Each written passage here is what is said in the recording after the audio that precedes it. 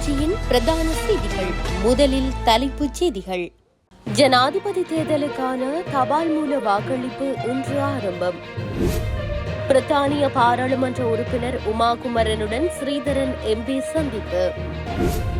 வெளிநாட்டவர்களை புறக்கணிக்க தொடங்கியுள்ள Canada, visa அனுமதியும் குறைப்பு. கொல்கத்தாவில் கொடூரமாக கொல்லப்பட்ட பெண் மருத்துவர், அடுத்தடுத்து வெளியாகும் அதிர்ச்சி தகவல். தொடர்பின விரிவான செய்திகள். ஸ்ரீலங்கா ஜனாதிபதி தேர்தலுக்கான தபால் மூல வாக்களிப்பு இன்று ஆரம்பமாகி எதிர்வரும் 2 தினங்கள் இடம்பெறும் என தேர்தல்கள் ஆணைக்குழு அறிவித்துள்ளது. இம்மாதம் 21ஆம் தேதி ஜனாதிபதி தேர்தல் இடம்பெறவுள்ள நிலையில் இன்று, நாளை மற்றும் நாளை மறுதினமும் தபால் மூல வாக்களிப்பு நடைபெறும் என தெரிவிக்கப்பட்டுள்ளது.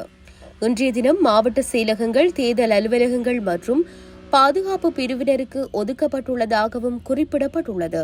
தபால் மூல வாக்களிப்பு இடம்பெறும் தினங்களில் வாக்களிக்க முடியாதவர்களுக்கு செப்டம்பர் 11 மற்றும் 12ஆம் திகதிகளில் மேலதிக நாட்கள் ஒதுக்கப்பட்டுள்ளதாகவும் ஆணைக்குழு குறிப்பிட்டுள்ளது.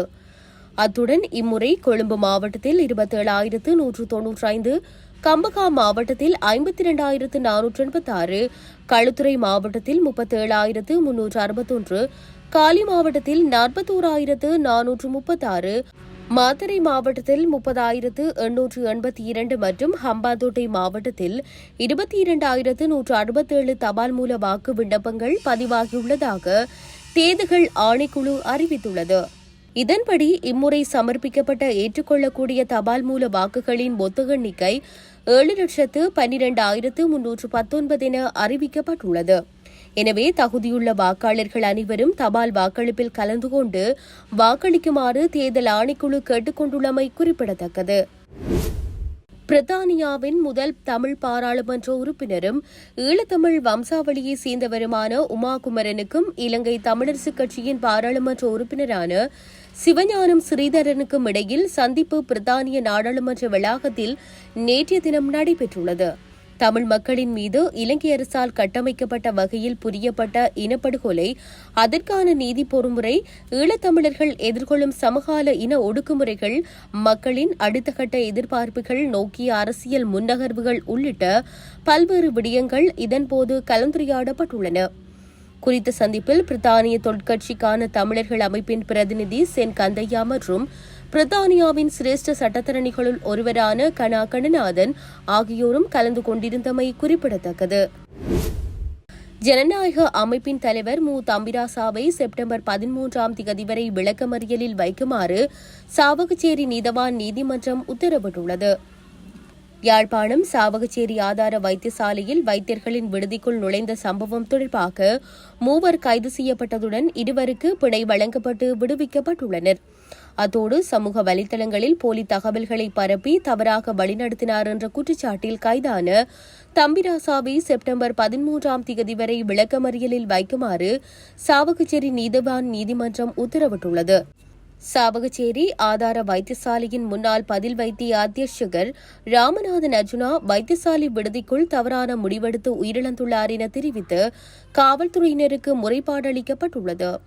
இதையடுத்து சம்பவ இடத்திற்கு விரைந்த சாவகச்சேரி காவல்துறையினர் வைத்தியசாலை விடுதி அறைக்கு வெளியே வைத்தியரை அழைத்த போதும் வைத்தியர் வெளியே வராததால் சந்தேகமடைந்த காவல்துறையினர் விடுதி அறையை உடைத்து உள்ளே சென்றுள்ளனர். இந்த நிலையில் வைத்தியர் அர்ச்சுனா ராமநாதன் அங்கு சென்ற காவல்துறையினருடன் தர்க்கத்தில் ஈடுபட்டுள்ளார். இதனையடுத்து சம்பவ இடத்தில் நின்ற தம்பிராசாவையும் காணொலி எடுக்க முயன்ற 2 என 3 போலீசார் கைது செய்துள்ளனர். சாவகச்சேரி காவல்துறையினர் விசாரணைக்கு பின்னர் 3 சாவகச்சேரி நீதவான் நீதிமன்றத்தில் முற்படுத்தியுள்ளனர். விசாரணைகளை மேற்கொண்ட நீதவான் அடக்குமுறைகளுக்கு எதிரான ஜனநாயக அமைப்பின் தலைவர் தம்பிராசாவை விளக்கமறியலில் வைக்குமாறு உத்தரவிட்டதுடன் ஏனைய 2 பிணையில் விடுவித்துள்ளமை குறிப்பிடத்தக்கது. கனடாவில் வருகை தருவோரின் எண்ணிக்கையை ஜஸ்டின் ட்ரூடோ அரசாங்கம் கணிசமாக குறைத்து வருவதாக தகவல்கள் வெளியாகியுள்ளது. கனடாவில் உரிய ஆவணங்களுடன் அதிகாரிகளை நாடினாலும் அதிக எண்ணிக்கையிலான மக்களை அங்குள்ள நிர்வாகம் திருப்பி அனுப்புவதாக கூறப்படுகிறது. அத்துடன் பயணிகள் மற்றும் தற்காலிக குடியிருப்பாளர்களுக்கான விசா அனுமதிப்பதும் குறைந்துள்ளதாக தகவல்கள் வெளியாகியுள்ளது. இதன் பின்னணியில் ஜஸ்டின் ட்ரூடோவின் அரசியல் ஆதாயம் இருப்பதாக கூறுகின்றனர். லிபரல் அரசாங்கம் கனேடிய மக்களின் ஆதரவை இழந்து வருவதாக வெளியான தகவலை அடுத்தே அதிகமாக வெளிநாட்டு பயணிகளுக்கான விசா மறுக்கப்பட்டு வருவதாக தெரியவந்துள்ளது. கனடாவில் குடியிருப்பு பற்றாக்குறை மற்றும் குடியிருப்புகளுக்கான விலை உயர்வு காரணம் புலம்பெயர்ந்தோர் என குற்றச்சாட்டப்படும் நிலையிலேயே ஜஸ்டின் ட்ரூடோ அரசாங்கம் இந்த முடிவுக்கு வந்துள்ளது. கொல்கத்தாவில் படுகொலை செய்யப்பட்ட பெண் பயிற்சி மருத்துவர் சம்பவத்தில் மருத்துவமனையில் முன்னாள் முதல்வரான சந்தீப் கோஷை சிபிஐ அதிரடியாக கைது செய்துள்ளனர். கொல்கத்தாவில் உள்ள ஆர்ஜிகர் மருத்துவக் கல்லூரியின் பெண் பயிற்சி மருத்துவர் ஒருவர் கூட்டுப்பாலியல் வன்புணர்விற்கு உட்படுத்தப்பட்டு கொலை செய்யப்பட்டிருந்தார். குறித்த சம்பவத்துடன் தொடர்புடைய கொல்கத்தாவின் போக்குவரத்து காவல் தன்னார்வலாக பணியாற்றி வரும் சஞ்சய் ராய் என்பவரை காவல்துறையினர் கிடைக்கப்பெற்ற ஆதாரங்களின் அடிப்படையில் கைது செய்திருந்தனர். அத்தோடு சம்பவத்துடன் தொடர்புடைய வழக்கை சிபிஐ விசாரித்து வந்த நிலையில் பெண் பயிற்சி மருத்துவர் கொல்லப்பட்ட போது மருத்துவமனையின் முதல்வராக இருந்த சந்தீப் கோஷ் உட்பட 7 பேரிடமும் மற்றும் சஞ்சய் ராயிடமும் உண்மையை கண்டறியும் சோதனை மேற்கொள்ள சிபிஐக்கு கொல்கத்தா நீதிமன்றம் அனுமதி அளித்திருந்தது. இந்நிலையில் சம்பவம் தொடர்பில் எழுந்த பலதரப்பட்ட சந்தேகங்களின் அடிப்படையில் சந்தீப் கோஷிடம் 18 நாட்கள் தொடர் விசாரணை நடத்தப்பட்டதுடன் 2 முறை உண்மை கண்டறியும் சோதனையும் நடத்தப்பட்டுள்ளது.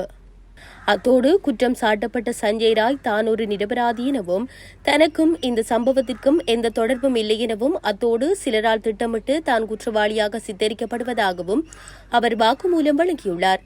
இருப்பினும் அவருக்கு சம்பவத்துடன் தொடர்பிருப்பதாக டிஎன்ஏ மற்றும் தடயவியல் அறிக்கைகள் மூலம் உறுதி செய்யப்பட்டுள்ளது. இதன் அடிப்படையில் மேற்கொள்ளப்பட்ட விசாரணைகளின்படி குறித்த சம்பவத்துடன் வேறு யாருக்கும் தொடர்பிருப்பதாக தெரியவராத நிலையில் தற்போது சந்தீப் கோஷ் அதிரடியாக கைது செய்யப்பட்டுள்ளார். கடந்த வாரங்களில் சந்தீப் கோஷின் வீடுகள் உட்பட 16 இடங்களில் சோதனை மேற்கொள்ளப்பட்டுள்ளது. இந்த நிலையில் 2 வார கால விசாரணைகளின் பின்பு நிதி முறைகேடு விவகாரத்திலும் மற்றும் அனுமதியில்லாமல் இறந்த உடல்களை விற்பனை செய்தல் போன்ற குற்றச்சாட்டில் அவர் கைது செய்யப்பட்டுள்ளதாக தெரிவிக்கப்பட்டுள்ளது. இத்துடன் செய்திகள் யாவும் நிறைவு பெறுகின்றன. மேலதிக செய்திகளை அறிந்து கொள்வதற்கு www.tamilaram.com எனும் இணையதளத்தை பார்வையிடுங்கள்.